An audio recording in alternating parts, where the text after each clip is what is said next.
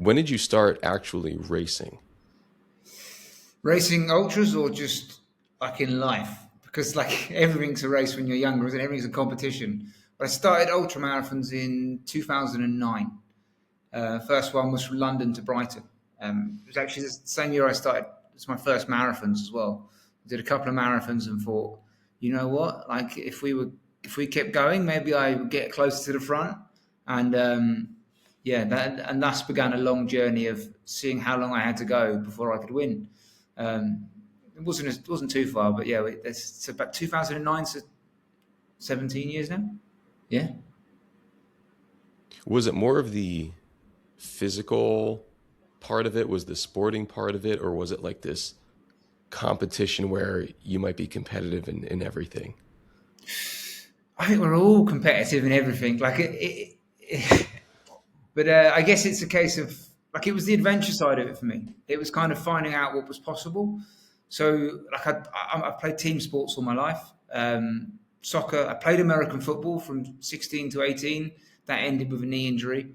Very dangerous sports. Those helmets that are actually the damaging part. I played rugby. Played a lot of different team sports, and the one kind of common denominator was my endurance. Like I was always the last man running around, making up for a lack of top end skill.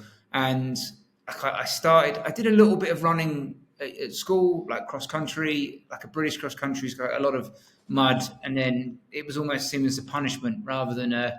And I loved it. I just loved the kind of go out there and run in this horrible weather, this thick mud, and the tougher it was, the better I did. It was the more of a challenge it was. So when it came to running ultras, London to Brighton started quite close to where I lived, and it finished at Brighton, which is one of my favourite seaside towns in the UK. And yeah, I just fancied the challenge. I wanted to see how far I could run and what would happen. And yeah, that one I was seventh. I joined seventh in the end, and I got the bug. I really got the bug then. And as soon as it had finished, I think I was looking before even that post run soreness and the chafing of a first ultra. You imagine it was. I think it was like 9 hours 50. It's like that's a lot of chafing for your first time round. I was wearing most of my kit was from like a second-hand kind of store, so it was questionable kit choices, and yeah, I was hooked straight away. I was kind of like, this is brilliant. Like, this seems like a lot of fun. What was the distance? That one was 56 miles, and historically, you've got the Comrades Ultramarathon in South Africa. And historically, it was the London to Brighton was the sister race in the UK. So the winner of Comrades would always come and do the London to Brighton, and it was a road race. And the likes of Bruce Fordyce, Don Ritchie, Kevin Woodward, these kind of stalwarts of history in ultra running, they would do both. And that race, unfortunately, the roads became too busy. The idea of closing it was just too expensive, and it was too dangerous, really. So there has been trail versions since. So I was drawn a little bit at that because it was this trail version of this historic. I think the road race was maybe 52 miles. And yeah, there's some great stories from that. And you see like people in string vests kind of, just charge you down there. Don Ritchie and Kevin Woodward had some great battles on there, but there's a lot of history to London to Brighton. And 56 miles, couple of detours, a few kind of country fields with fences you had to climb over. But it was good. I was just speaking with Ian Sharman about that, actually. Ian's done that race. Ian has also done the London to Brighton. I think so, or at least he was talking about it. I spoke with him the other day, and I was trying to get this idea out of him because, like, he was, I don't know, very direct about, like, putting the good training together to accomplish the goals that you want to accomplish. And you seem a little bit more, like, fun and like excited about these things. And I was like, I had never heard of those things because I was like, well, how did you get like from ultra to ultra to ultra? And he brought up that example of like when you're running ultras, the people who you run with most of the time are like, oh, I just ran this one and I'm going to run this one.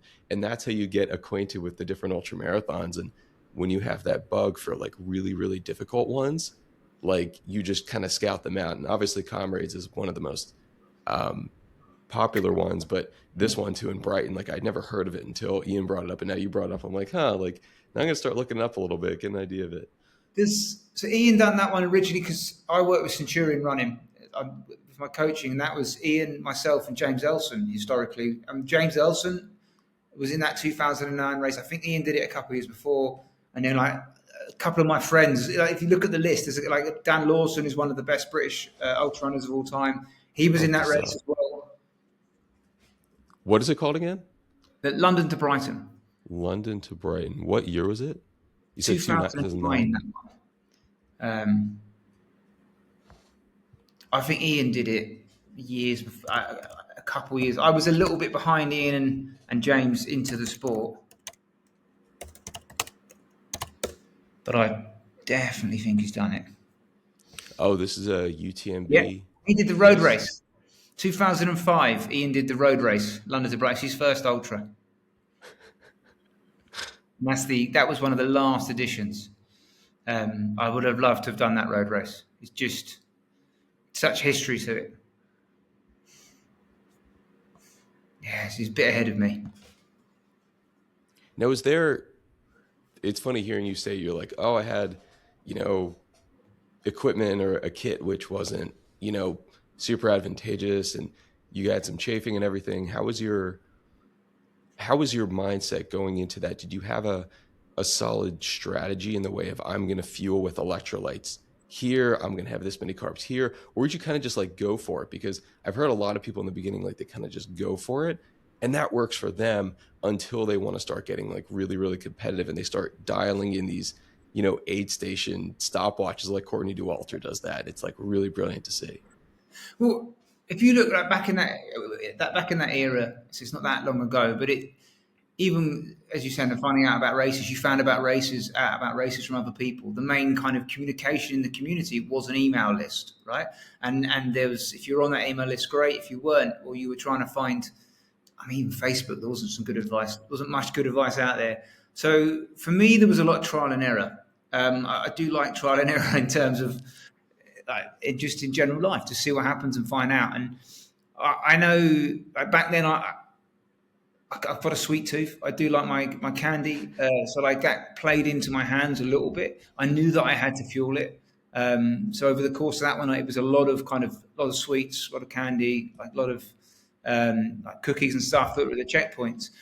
And I remember like around even like 2010, 2011, still trying to figure it out on my own. At one point, I bought like a kilogram of dried apricots because it was cheap. It had a great amount of carbohydrates for how much. And I thought, if I take this, I spent a fair amount of time in the bushes on that race. But it was part of the learning experience. Like there's a lot of fiber. But it's kind of back in those days, it was trial and error. There was a few brands coming out that, like the likes of Tailwind, had the kind of decent drink mix out there. There was more products in the US, so like your Goose, your Shot Blocks, Cliff Shot Blocks were quite popular. And then over it, we had SIS in the UK, but it was a much lower kind of range of products out there. Yeah, I was looking at, first of all, probably looking at an amount of calories per 100 grams, and then quite quickly realizing the carbs mattered more.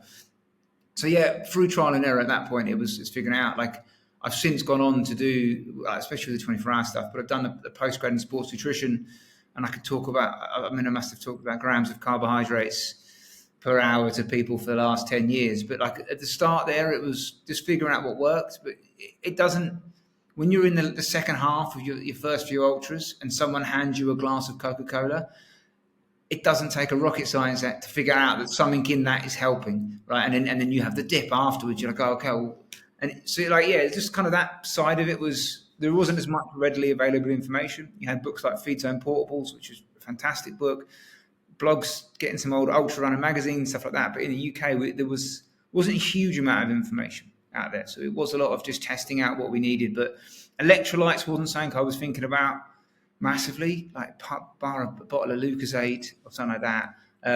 But I started working with precision hydration quite early on, I think around 2014, 2015. So it came onto my radar then, but it's back at the start. With like that, you had brought up, obviously we know that, like the sport of ultra running it's not as popular as say like basketball or European soccer, American football, but it's very much hitting the center stage now, at least on social media, with contracts and, kind of athletes getting out there.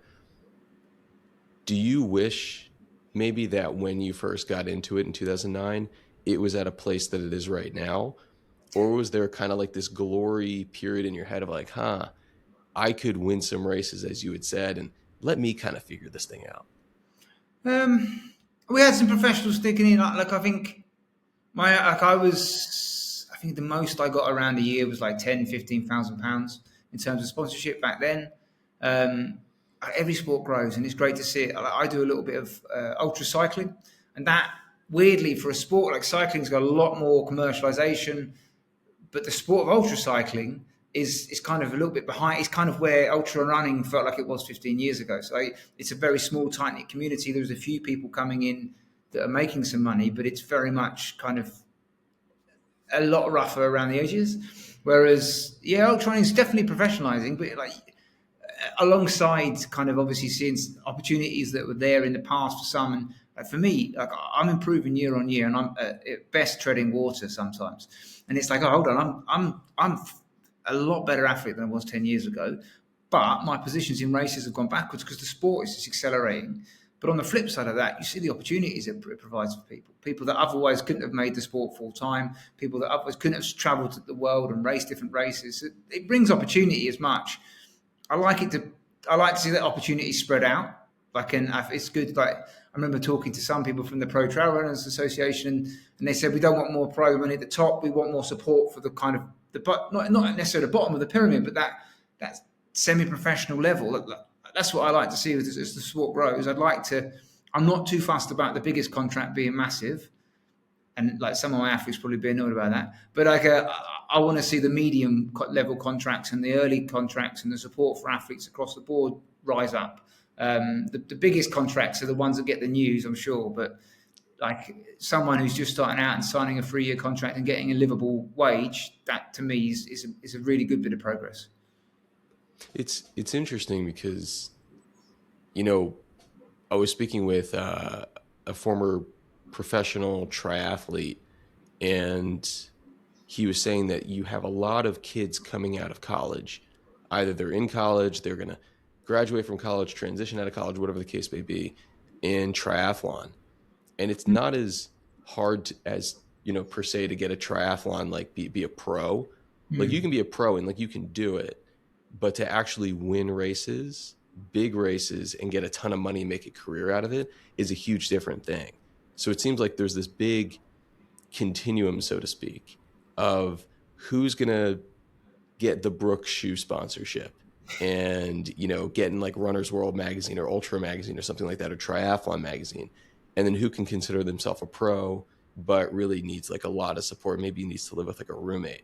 So it's like there's this huge dichotomy here and there. And I kind of wonder like what that must be like and where that may be going. I guess for me, it's what do you want to get out of the sport? So like, and again, it's not, there is we talk about class in the UK, but like there's a middle class, well-educated kind of level to the sport. You're seeing a lot of people that are coming in. You need to have the privilege of time, of support in the background to be able to spend the hours putting into this sport. So we do have a leaning towards people that are coming into it that are reasonably well off, reasonably well educated. Is it the optimum way for them to earn a lot of money? For a lot of people, probably not. Like for me, like I've got several master's degrees. I could have gone and worked in banking or anything else.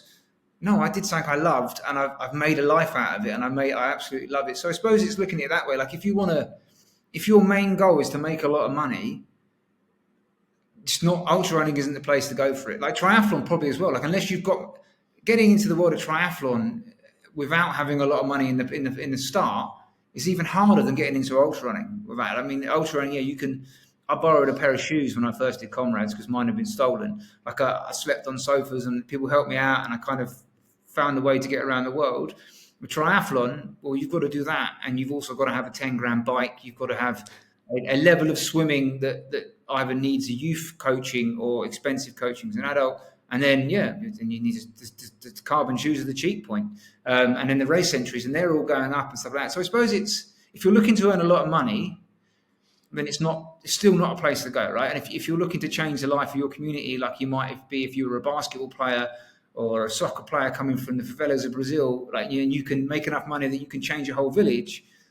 Like that's not happening. It's there in distance running on the road, because we see this with Kenyan athletes and Ethiopian athletes, that they've gone from a potentially like a life of poverty, and they're able to be extremely wealthy and bring up those around them as well. Ultra running's not there yet. Maybe it's on the cusp of it for a few people on that level there, but and like, even so, you could argue that some of those people might well have made more money in different walks of life had they chosen that, but they might not have enjoyed it as much. So I suppose it's that balance, isn't it? It's still a sport that's essentially not a hobby, but it's not the optimum way to put bread on the table when you're starting out. And it's nice to see people making like a good living out of it and enough to support themselves long term. But I think it's still a bit of a way. Like triathlon, and cycling and stuff like that, people are making enough that they're going to retire and kind of live a good life. And if that's what's like, they could have a massive house and multiple bicycles. But like ultra running is maybe not quite there yet. But it brings a lot of value in other ways as well, I think, still. Do you think that, there's obviously a personality disposition to going as far as you want to take it in endurance sports, which are very much solo oriented, like expeditions with the training and the racing, versus someone who does team sports? Is a lot of people who do team sports are like, just, they will live and die by their teammates. Do you think that's a little bit of a personality difference?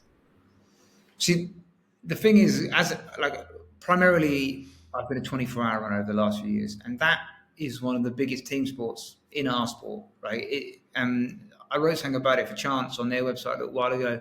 Just, there are team elements to our sport. It's rarer, but when you lean in, I think we can, as individuals, we'll always achieve more in a team, especially in ultra running, because when a low moment comes in an ultra and it's just about yourself, it's the why's a lot harder to find, right? And it can be there, and you'll find it, and you'll get through. But if there's someone else that's relying on you to keep going, and like a 24-hour race, your distance matters to the final score. 100k is the same, 50k is less like that. But like those distances like that, whereas UTMB or like a World Trail Majors, if you're running and your teammates, it's not really a team as such. You're not helping each other. Whereas I've seen people at the 24-hour champs. One of the French chaps, he was one of the scorers. The French were in the silver medal position, and one of his teammates had passed out and like literally killed over and pulled off.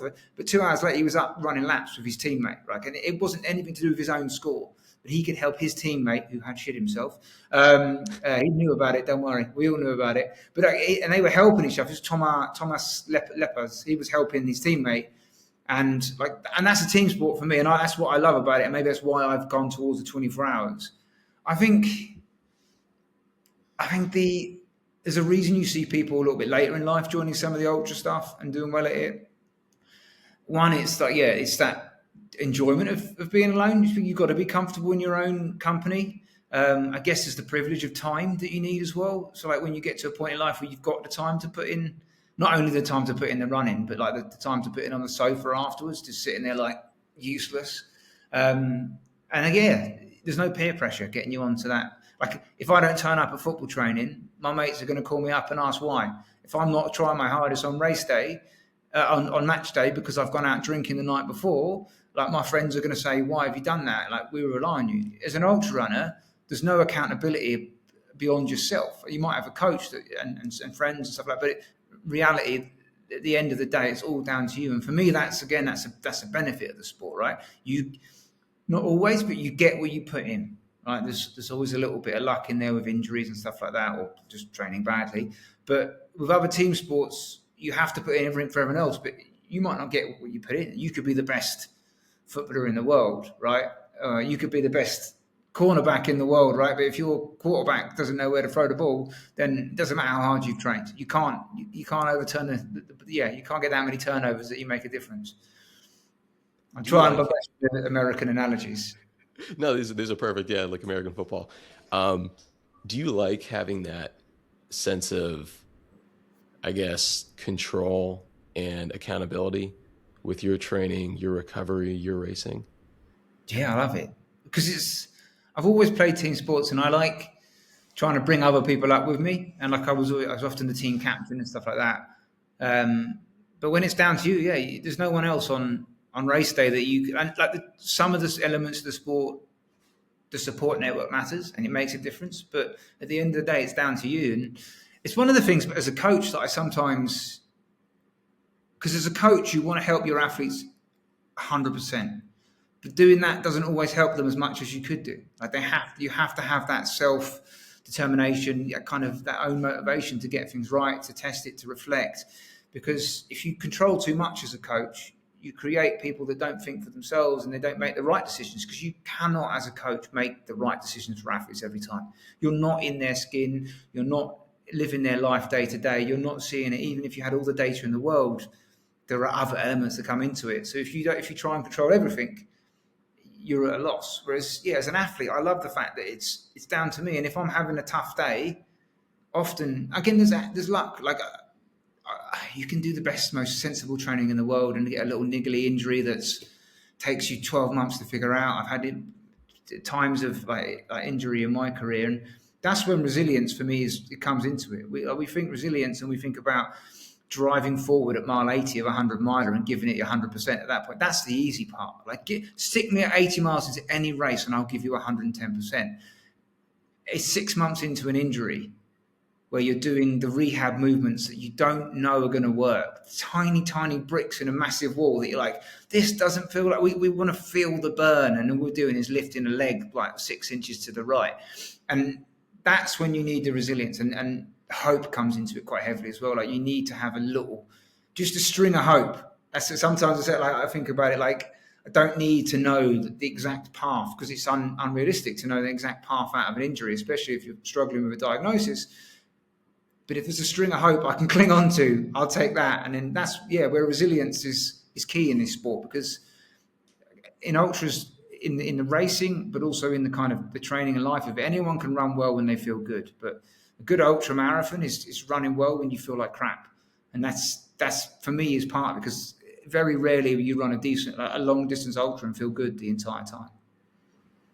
Is there, I guess, a tool belt of different tools that you have with you, like from your past experience, where if your shoes are feeling bad, socks are feeling bad, you feel a blister coming on, or your back hurts, or you're chafing, or like the hydration isn't going in, or your stomach is off, you can just start pulling different tools from years of experience, and you can really lean on that and trust that to be like, okay, I'm going to get out of this little funk and get back on track. Yeah, you do a self-check-in. Like, reflection's key for progression and racing with an ultra. You can look at it from a physiological point of view. You can, okay, like, most of the time, a lot of those problems are coming because you're working too hard. Like, step back a bit. Am I eating enough? Am I drinking enough? Am I on? Like, is the electrolytes likely in balance? Like, if it's a race where sleep deprivation might come into it, is there caffeine that I could chuck at this problem? So you can look at it from a physical point of view, and then you can look at the psychological side of it. And there's a whole bundle of coping skills and techniques you can use, from like chunking, the breaking down the what you've got ahead of you into chunks, positive visualization, positive self-talk, all of this stuff you can kind of rely on.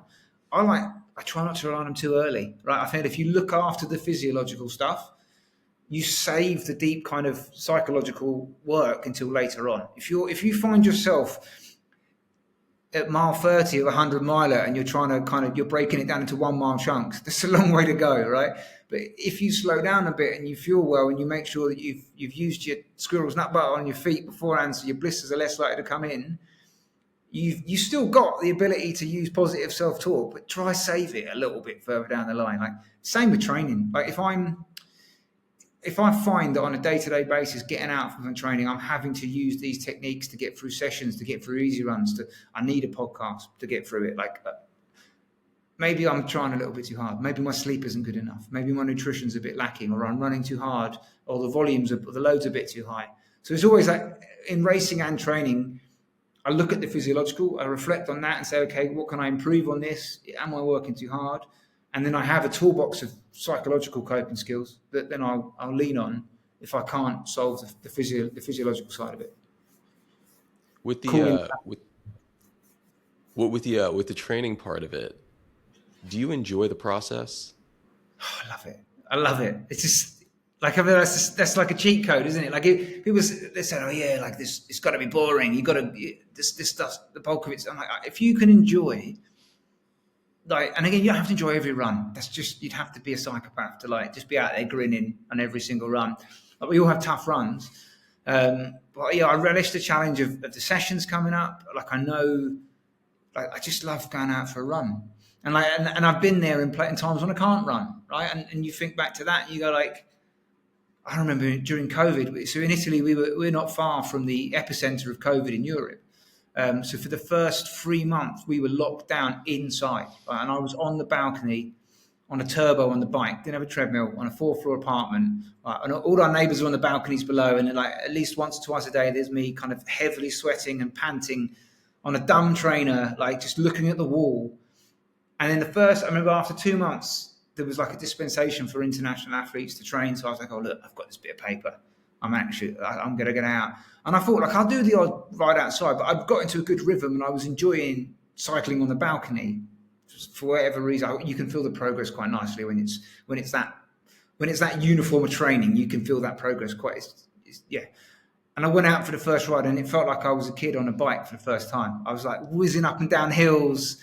And you're like, oh man, I love this. I just love it. And yeah, like the same with, so then if I go out for a run and it's a tough day, you think, well, there's people you can't do that. You've got the privilege to have the time, you've got the privilege to be healthy. And yeah, I live in a beautiful place. Like at the moment, yeah, like today I had to stop and like skeet over some ice because the whole bit of trail had frozen. But I was cold. But even like the worst run is better than not going out for a run. So yeah, I do enjoy the process. Even just the kind of feedback of self-improvement. I think sometimes in life we don't have that, or there aren't many areas where you get that direct feedback. And if you're doing, as trail runners, sometimes we can hide from it because if you only run on trails and it's muddy and it's hilly and you kind of don't really clock, you can hide from that progression. I do a lot of road running as well, and yeah, the numbers are there. But if you're running well and you're training well, you can feel that, and it's that kind of direct feedback that in life you're improving. And I think we get into a point where maybe we don't have that at work or other aspects of life, and it can leave you a little bit kind of lacking. Like even like my dad's is a plumber and a builder. Like he builds things, right? So at the end of the day, he can see something he's built as a physical manifestation of his work. Whereas often for a lot of us, if you work in offices and you don't know what's happening. Nothing actually happens at the end of it. Like if I disappeared from the world, what would happen? So when we see something that's got like a feedback on input and output, it's quite nice. Well, it's funny. I love the research on it where they talk about goal setting behavior, and they're like, if you want to accomplish something, you should really be process focused as opposed to outcome focused. But that's a hard thing to really wrestle with, especially if there is a lot riding on the line as far as you showing up for work and doing a good job, you racing and winning, you keeping up with contracts, sponsorships, whatever it might be. And that's the funky thing too, is like you can have an amazing day, and you had said it too. You're like, yeah, I'm still in this sport and I love it, but like my rank is dropping because the faster athletes are getting faster. But with you talking about this, it's like you're bursting out of your seat because you're so excited to talk about it. So it almost doesn't really seem like an issue. Well, we all get down about it. Like I think to say you were even some of the most process-focused athlete is still impacted by like the ITRA scoring systems, UTB scoring systems. I've had it before, and I know other athletes have it. Like you get the best race of your life, right? You're like, I've absolutely smashed that. And then somewhere in a random office in France, someone presses a button and goes, "No, it was rubbish." And you're like, "Well, hold on. Like I thought I had a really good race there. I beat this guy and that guy," and they're like, "No, this is what the score is." And you're like, "Okay." And you're still impacted by the outcome. Like you can't. To ignore that emotion would be neglectful of yourself. But it's just not helpful. Like it isn't helpful, is it? Like, do I want to pick a race that's going to give me a higher score because of X, Y, and Z, or do I want to pick the race I want to do because I love it? And the same with like sponsored athletes. There's that pressure coming in with the professionalization of the sport. Do I want to go to the races where I can earn the most money, where I can, where my sponsor wants me to be? Because to me, I don't earn like I get some bonuses every now and again, but like it's not enough that I'm going to change anything. I'm going to go do the race I want to do, right? Because I love it and why I want to do it. And if you can find a middle ground of all of that, then great. And I think it's just a case of the process side of it, like being focused on the outcome, especially with ultra. It doesn't change it too much for me. Like I want to win a race, right? And okay, what have I got to do to win that race? Well, I've got to focus on the process. I got to get fitter. I got to get my nutrition in. I got to make sure I'm on the right track, on the right route. So if it doesn't make me want it more. It doesn't make me more dedicated. Like for some people, it is that kind of that carrot approach to it, where they've got something. But if it's the kind of sport that if you're not self kind of like intrinsically motivated, you're gonna struggle in the tougher times. And it's like that's part of it. This is Ryan and Deasy's research into self-motivation theory. Like I love that because it is about intrinsic motivation. And what do we need to get there? We need a sense of belonging, right? And in community, we need a sense of autonomy over like our own behavior, our own control, and we need a sense of improvement, right? So you don't have to win to have that intrinsic deep motivation. And I think if you're focusing on that too much, then you end up kind of missing a lot of the ways that you can improve. Like if you're just focused on that outcome, and you make your decision making is impacted. And I think that you're not going to be as best an athlete you can be. Like sometimes I think people limit themselves because they go, oh, "This is the level I want to be to win," and I'm like, that's not what I'm aiming at. Like I've entered a 300k race. When will this go out? So I don't want it to go out beforehand, and I strict myself out. I've entered a 300k race next week, and friends come into crew, and the course record is this. And he's like, "Are you going to try and like run that?" And I'm like, "I'm going to run it as fast as I can." And it doesn't like if I was to say be outcome focused, I'm just going to run that course record just under. But if I focus on the process, I'm going to pace myself well. I'm going to eat. I'm going to work on my sleep deprivation. I'm going to make sure I'm on the right. Then the time will take care of itself. And at that point, it will be the best time I can achieve on that given day, rather than I'm going to aim for 2 hours under the course record because that's the outcome I want. I just want to run as best I can, and I want to enjoy it, and I want to have a bit of an adventure. With the intrinsic and extrinsic motivation, do you think with like the running boom right now, because I know they talked about the running boom back in like the 70s or 80s, but now it's like huge with Strava and running clubs and half marathons, marathons, ultramarathons. Do you see a lot of people who just kind of they flare up and then they come down immediately because they just want to do this one race this one time to post it on social media, versus the longevity in the sport truly comes from intrinsic motivation and just a passion? But that's part of someone's role as a coach is to help an athlete develop that intrinsic motivation. So like we do get people that come to us with one goal in mind, and like I did a master's in performance coaching, and my final project and research was around. We looked at like how to measure success, right, in coach-athlete relationships, and we looked at longevity of relationships as the key factor, right? Because performance, like I coach Hayden Hawks, and Hayden's absolutely phenomenal athlete. My mum could coach Hayden, and he'd still win some races, right? So therefore, does that mean my mum's a good coach? She might be. I don't want to do a disservice, but longevity of relations means there has to be that level of improvement. There has to be that kind of connection, and that's what we looked at. And when we look at how we improve our coach-athlete relationships within our team at Centurion, we look at how we can improve the longevity of them. Like, so part of that is bringing that athlete in from a singular goal, right? And helping them understand, helping them fall in love with the process of improvement. It's this first bit, fall in love with the training side of it.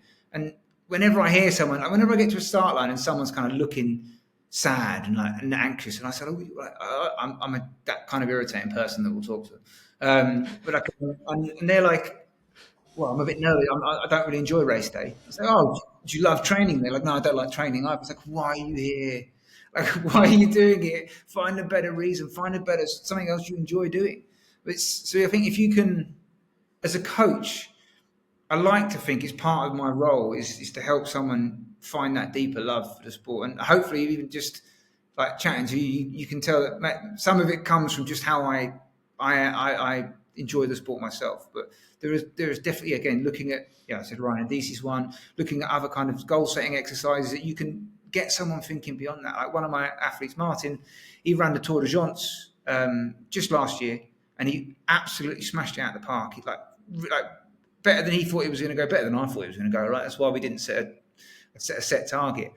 And one of the things we've done earlier in the year was just like setting a bucket list. Right? And I did it with him. We just put like 10 races or 9 races each, and it all started plotting it all together. And I think as a coach, you're then getting someone to think about the running career they can enjoy for the years to come. And then they start thinking about it certainly differently. It's not just one end goal and that kind of post-Olympics, post-wedding depression that you get. That's kind of like, even when you win the gold medal, it's a dip afterwards. And I've had that post like World Champs. The best way to get past that is to be focused on the next bit of the journey. And kind of sometimes when you have a bad race, it's okay because that journey is not finished. But when it goes well, that's when I think sometimes athletes are most at risk of feeling a bit down about everything because what's next? So, yeah. I think I waffled a bit there. No, I like that. When you had when you'd set that 24-hour record, what did that feel like afterwards? Maybe in the first day or two, and then maybe within the first 1 to 3 months. Oh, I loved it. Like it hurt a little bit. Like movement was a struggle. It felt like a long journey because obviously my first 24-hour was 2013. No, 2012. 2012, I ran for England in 2012, at Basel 24 hour. My first World Champs was 2013. I'd had a long injury. So like I'd had about 3 or 4 years where I was on the bike, couldn't really run ultras. And then I came back and I ran 2:77. So I was it was a big, I ran, the last like 15 minutes, I broke the record about 15 minutes to go. And like for the last couple of hours, I was just running within myself, knowing that I didn't want to push and cramp or ruin it. And in the last 15 minutes, because I'd gone past the record distance, I kind of started running 6:30, 6:15, 6 minutes per mile, just because I had it there. And I could let it go. And I guess I didn't have that dip afterwards because I knew I could go further. Like I knew straight away, I knew things I'd done wrong in that race. Like it was 9 or 10 degrees, but it was super humid. So like and everyone around me was wearing, it comes into your perception as well, right? Everyone around was wearing, and we were in Italy, so everyone always wears lots of clothes for winter. But all the crew were like fully in down jackets and cold and shivering. And I'm in a singlet and like split shorts. And I'm kind of like, and I feel like I'm wet. And I'm like, oh God, I don't need to soak myself. But it was so humid, I was overheating. So after 4 or 5 hours, like the temperature creeping up, even at that low temperature. So yeah, my first, like, I went too hard for the temperature. I didn't cool myself down. The first 6 hours, the second 6 hours, I dipped.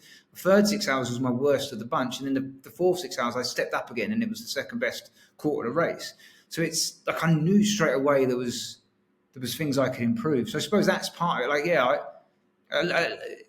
I was anxious for a long time. Every time someone did a 24-hour race, that they were going to break my record. And the first time I relaxed, and I was like, you've just got to get over it. And then Matt Field, he broke it. That was the first race I was more relaxed, and then he went and broke it. And it'd been running, it was like a 40-year-old record when it went. But again, like Matt said, he got into the 24-hour stuff because he saw what I was doing. So it's like, I put a lot, so I'm part of the management for the 24-hour team and have been for quite a few years. So any growth of that side of the sport in Great Britain, and even like I take a bit of joy from that as well. So I want to win gold medals with my team at the World Champs. We managed it, and this year with the ladies, right? So the men, we had a tough time, but our ladies team, Sarah Webster, Kelsey Price, Sophie Power, Jo Zakrzewski, Sarah Cameron, and Ali Young, they were phenomenal. Sarah Cameron was part of the management. Sorry, I got one of the names wrong there. Oh, I forget the names. Who was the next person?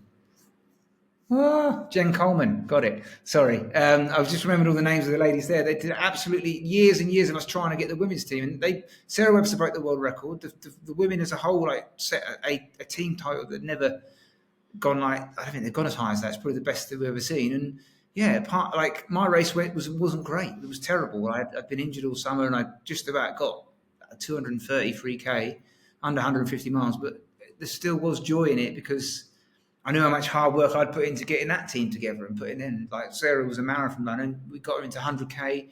She's went on to run 100k and 50k worlds, and now 24-hour world record. So there's a lot of the 24 hour is a big part of my kind of career, but not just me running it. I love the sport, and I think it's as an event, it's the best event we've got. If you know what's going on, if you're just watching it, it's just weird. But if you've got an understanding of the team element of World Champs, it's phenomenal. How long after you had set that record did you get back into it and like go again? My club had me do a 10K like 3 weeks later or something stupid. It wasn't. I was trying to think. Yeah, I've got in a club here in Italy, and there was a relay. They do a staffetta with like, and they were like, "We need you for like it will be easy. Don't worry, just we needed a number." And I get there, and like after, I think it must have been. It was a 10K leg, and there was like a minute in it, and we were behind. So like I had to absolutely tear the arse out of it. It took a bit of time. I raced again in the summer at the Cat 100 in Austria. I wasn't feeling my strongest yet. Like physically and mentally, you take a bit of a whack because it's in the build up to that one. I'd also had 2 previous attempts, so I'd built up. I'd raced in Gloucester in the summer. It had been super, super hot, 100 degrees, and I stopped after about 17, 18 hours. I then trained really great training block up to a race in Sweden in December, caught COVID about 10 days out. So we stopped after 4 hours because we were monitoring heart rate for pace, and I was clearly not fit. So then it was another block of training on that, like a truncated one, about 7 weeks worth, and then I ran in Turin. So yeah, the race itself was exhausting, but the kind of 9 months beforehand building up to it, you take a bit of a knock. And then I had the World Champs December of that year, or year after. Can't remember now. They all blend into one, don't they? And I ended up, with that one, I think I ended up having a bit of trouble with my stomach. That was 2023, so I'm losing a year there somewhere. I can't remember. I'll have to check on the internet. Why? There's a lot of ultramarathons in there. But I guess like what I'm trying to like harp on there is, did you, because like you said, like you were really, really excited and hyped up after you set that record. Did you want to immediately take another stab at and just say, okay, let me recover from this one and then put in another healthy training block or 2? And then you had your sights on 5 or 6 other races and you're like, okay, I'm going to train for this, and this. Or was there like a different part of your mind where you're like, okay, here's a little bit of perspective. I can be a little bit more choosy, take a little bit more time, change up the pacing, because a 24-hour pace is different, obviously very much different from like a marathon or a 10K. So I just double checked then. So 2023 was I set the record in the spring. The World Champs was in December that year. So I transitioned to the mountains for the summer to kind of give myself a bit of a mental break with that Cat 100, and then I was into another block of it. Like I remember that the block before Taiwan was some of the best training I'd ever done, and then the day before the race, I got food poisoning in the hotel. So did one of the Spanish, Ivan Penelba Lopez got it as well. He didn't start. And I ended up running 250 odd as like a third scorer for the team. We got bronze, so we got on the podium as a team, but it was, a really hard one to take. And then after that, I was all 2 years focused on the Albi 24 hours. So the 24 hours is tough because you do get caught in the World Championship cycle, and they're every 2 years. And if you haven't qualified at the previous one, you've got to re-qualify. And you can't just chuck it. It's not like you can chuck it in, next weekend I'll do a 24-hour. Like you have to focus to a decent block for it, kind of run well. So I got caught in a cycle a bit because in between I went and did 100K training. So I went and ran 6:48 for 100K. And that was what my focus was, the idea of a bit of speed work for the 24s. And I squeezed in Leadville. Like I do like my trail 100 milers. But it was all like I had a spot in UTMB and I chose Leadville instead because it's more runnable. Like it's a course where I could, for 60 miles, 65 miles of that race, I wore Nike Alpha Flies. So like it's definitely a runnable course, apart from Hope Pass. But the 2 years after was still kind of, I never lost sight of the 24 hours. I had another stinker in the World Champs just gone, mainly from a small niggly injury that's troubled me from September 2024 all the way through. And then this summer I lost July and August for training, and I had 5 weeks of training, and just, it's not enough for the conditioning side of it. So I am trying to take another step back just to focus. This year's going to be trails. One, because I love the trials. Two, because there's no World 24-hour champs planned yet for the year after next. And like I want to be able to, I feel like as a coach and as someone involved with the management, I have to set a good example of how you should responsibly like build up towards a race and focus on the championships. And then inside this chap who just wants to go and run a load of different trail races, short, longer ones, vertical Ks like that I'm not good at. And just to have a bit more of an adventure. And I try to be as methodical and precise and scientific as my approach, but equally, and the hard bit was I still spent all year injured, despite being on top of sleep, nutrition, rehab, kind of working on stuff. I had 3 MRIs last year. Nothing came out. Oh, your body's fantastic. Well, it doesn't work. So it was, So this year I'm doing a bit more. I'm going out to Ultra Trail Mount Fuji. I've got this 300k race, which I'm signed up for in Portugal, Terra de Gigantes. That's 6 days away. And there's a bit more of the unknown about it, right? Like one of the things from the bike packing was that there was a joy at being stuck in a small kind of European village at 3 a.m, not knowing where your next snack's going to come from. Like I won't plan things, but I like that kind of element of the unknown. And the 24-hour, the only unknown is how much it's going to hurt.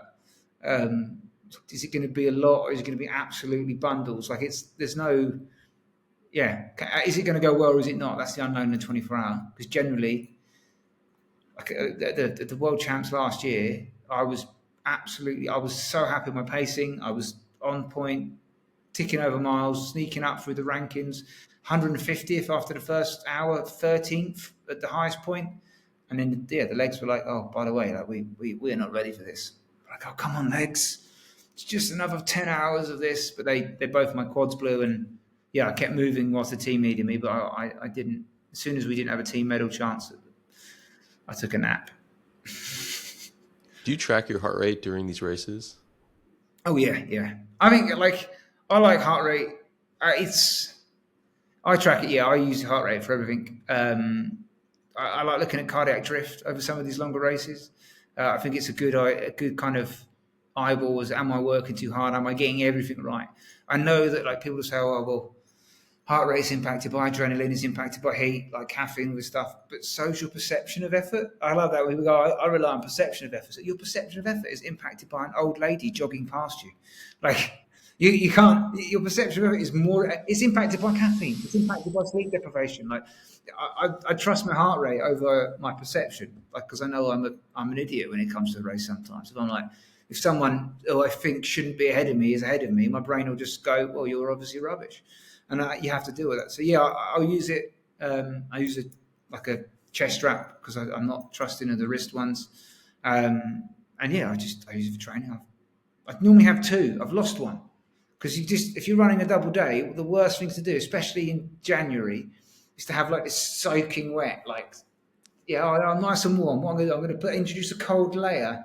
It's horrible. So What do you try to keep your heart rate at? Do you try and keep it at like a zone 2 or a zone 3 while you're racing? It depends on the race. Depends on the conditions. Obviously, for the really long stuff, you need to be pretty much aerobic. Yeah. If you're going for 24 hours. Yeah, so we've done some good lab testing with the 24-hour stuff, doing some. Dr. Jamie Pugh, I work with, he's at Liverpool John Moores University. It's one of the top sports universities. And we've done some longer stuff on the treadmill, really looking at drift. So I find that depending on the training state as well, if I'm quite fatigued, I'll see a drop in heart rate that then I'll go, I can stay under 140, but actually everything's a bit, I need to bring it down. If I'm in a place in a 24-hour where it's sitting and it's, solidly zone 2, I think my first turn point's around 155, 156. So for the 24s, I'll keep it in the 130s. If I'm running comfortably and it's 120 because I'm cooling myself down, great. If it's high 130s, kind of low 140s, but I feel like I'm okay and it's not rising over the hours, then I might. But I still probably try and bring it down a little bit. The 100k was weird. I did 100k 2 years ago, and it was around 0 because it was in Sweden, and my heart rate was super low. around like low 140s for that level of effort. Like I've run with higher for longer, and I still run out of energy during it because I think the temperatures impacted the situation there, and I ended up running out of energy about 5.5 hours in, which was fun. So yeah, it does depend on the event, and my own training kind of fatigue levels, because it shifts a little bit. But at the moment, yeah, first turn points are like around the 150s. So I very, very rarely, like on a training run, like an easy run, it's all zone 2 for the most part, even with the hills here, until I get to a session, and then it's different, some steady running. Even the steady running is mostly kind of high 140s to low 160s for the steady stuff, and then yeah, different sessions. Sorry, I got into more detail than you asked.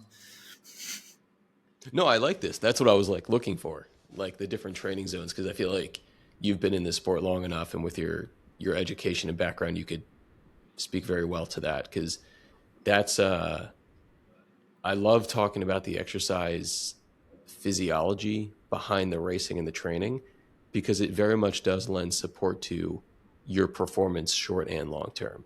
And I really hate that mentality of it doesn't matter, just go. I'm like, no. Like if you're trying to really train well for these different length races for 15, 20 plus years on end, you have to be smart about it. You can't just be drinking alcohol. Like you should be drinking water and having electrolytes and sleeping well. Like there's a lot of variables, and this is an incredibly important one, because if you go too hard too soon, you could burn out really fast. We've got like a coach of a good variety of people, and at all levels, there are different interactions with that level of detail. Some people really thrive off it, and they'll go too far, and they'll get too drawn into their heart rate, too drawn into their HRV. Beyond, I had one guy message me before a race and be like, "My HRV's dropped. Like it's 4 a.m. Of course it's shit today." Like, and he's like, "Oh yeah, that's a good point." Right, and we get drawn into it too much. And on the flip side, I've got some people that compete at the highest. Dan Lawson's a good example. He's 273 in 24 hours. He's been European 24-hour champ. He's set the record for John O'Groats to Land's End to John O'Groats, which is like 9.5 days of running. And yeah, he doesn't wear a watch. Like he would never run off heart rate. But on the flip side of, I think it's really good if someone's into it. I think it's great to reflect back on. And I think it needs to tie in with a good level of self-perception, because the second you start introducing sleep deprivation, like everything plummets anyway, right? I had one race where I did a 50k, and in the warm-up the battery died on my heart rate monitor, and I was like, I haven't got a spare. I always pack a spare now, but I didn't have a spare, so I was like, all right, we'll have to. And I paced it pretty well. Like I ran 2:57 in the end. Like I slowed a little bit at the end, but if you don't develop that side of it, like it's hard to make the right decision, especially on rolling hills and different terrain, different environments. I think it's always good to use, but not rely on too much. And some people hate it. What are some big goals you have for, I don't know, the coming year or the coming 3 to 5 years? Anything that you've got your eye on that you want to keep plugging away on, whether it's the coaching side or the competing side? Coaching side, I just want to keep. I work with some good people. I like the people I work with. I want to see them have the success they want. And yeah, that takes different forms. Like it doesn't always necessarily be like, it's not performance goals. There's the stuff around lifestyle where people's kind of getting themselves into a place where they can enjoy the sport and achieve goals that they didn't think was possible. It's a lot of kind of satisfaction around that. I've got athletes that are pushing themselves into different areas of the sport that they're not as accustomed to, and I really kind of respect that kind of changing of the challenge, not sticking to what's easier per se for you, and kind of putting yourself outside of the comfort zone. And again, at every level. One of my athletes is Kirsty Reid. She's got into hard rock this year, so I'm excited about that. There's no British woman's ever finished hard rock, so Kirsty's in there. And we've been chatting about that, and she's finished the Tour de France and stuff. So, like, yeah, there's some really cool stuff out there that I'm kind of looking forward to in that front. And I've got a good team of coaches I work with, so I like seeing them get success as coaches as well. And a lot of them are friends and athletes of mine. Personally, like it depends if they announce another 24-hour champs, like in a couple of years' time, because I do really want to do. I want to have a podium at the World Champs. I want to go back and get back on that individual podium. I want to be a part of a men's team that wins gold again, and I know we can do it. We've got the team. I've got the team around me that, like other athletes like Matt Fielding, like Chris Kelly. Like these guys they're good enough. Dan Lawson, Paul Maskell. These people are good enough that we can go out there and there's up and coming people as well. Like there's plenty of people that are going to step up 24 hours and beat me. Danny Hawkins is one of our 24-hour guys, and he took the time off and ran 2:23 for the marathon. So he's going to come back and go even further. But at the moment, I want to do some more adventurous stuff. So like this, the Terre de Gigantes is part of the Tour de France qualification. And Tour de France in Italy is 330k. It's a race that's very close to my heart. My wife's done it twice. We go every year to support it. I've supported loads of athletes there, and I just love the valley. It's the reason we moved to Italy, because the people in Italy are just fantastic. The race itself is just this massive adventure. So yeah, just kind of pushing the limits a little bit with distance, and yeah, going to some of those places. So like I'm going to Mount Fuji for the 100, and that's been on my bucket list since the start of this. And it's part of the World Trail Majors, so like it just made sense to step out there. The South Downs Way 100 is our kind of marquee race at Centurion, and yeah, like to see it alongside the lights of Trans-Gran Canaria, Mount Fuji, and I'm going out there with my dad. My dad had 2 strokes last year, so like I thought, well, but he said that he fancied going to Japan, so I was like, we better go now because we don't know how long you got, old man. So that'll be fun because yeah, it'll be interesting. So yeah, just to keep getting involved in the sport, keep doing it, to keep like I want to be doing. I'm competitive, right? So I don't care if I'm competing in age categories or what. Like I know I've got years ahead of me, right? I'm still improving. From longer stuff, from marathon, like loads of stuff. I think I can keep improving at. As long as I'm doing it, as long as I'm enjoying it. Like I want to ride my bike a bit more. Like sometimes I find it hard to pair the two together. But I've entered another bike packing race in Spain in May, and with the 24-hour stuff, I can't do. It doesn't feel right to say like if you say you're training for a world champs and you go, I'm just going to go and ride my bike for 1,300 kilometers. It seems irresponsible. Whereas if it's just me and there's no team element to it, I'm going to go ride my bike for a few days. But yeah, go on in. No one cares. So yeah, I want to ride my bike. I want to enjoy it. And I want to do some long distance stuff and break 15 minutes for 5K. Just everything, really. I think that's like the great summary of it is I don't understand people who, if I ask them a very simple question like that, or, hey, what's your favorite food? What's your favorite vacation spot? What's your favorite movie? And they answer with, I don't know. I'm like, yeah, this conversation isn't going anywhere. Like, I don't understand those people because it's like I ask you one question and you have like 10 other insightful ideas about it.